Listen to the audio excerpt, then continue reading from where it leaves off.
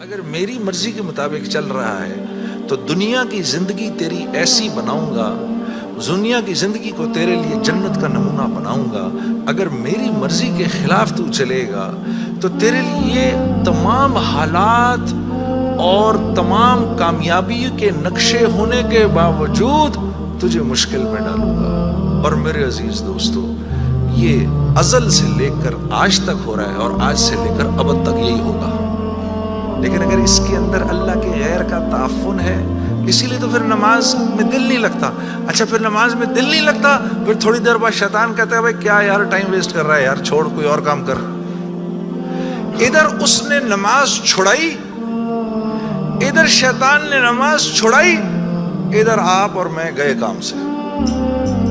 ادھر نماز گئی، ادھر ہم گئے، بس چھٹی اب فارغ۔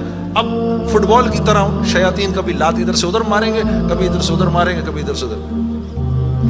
برکت بھی گئی، زندگی کی برکت گئی، مال میں برکت گئی۔ جو فجر کی نماز جان بوجھ کے چھوڑتا ہے اس کے چہرے سے اللہ صلحہ کا نور نکال دیتے ہیں۔ جو ظہر کی نماز جان بوجھ کے چھوڑتا ہے اس کے رزق سے برکت ہٹا دی جاتی ہے۔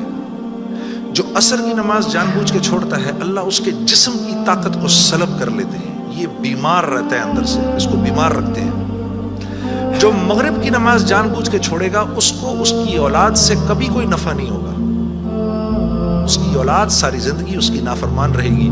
جو عشاء کی نماز جان بوجھ کے چھوڑے گا اس کو کبھی راحت چین کی نیند نہیں آئے گی۔ تو اس کے علاوہ میں نے دنیا میں کرنا کیا ہے؟ اور یہی 5 چیزیں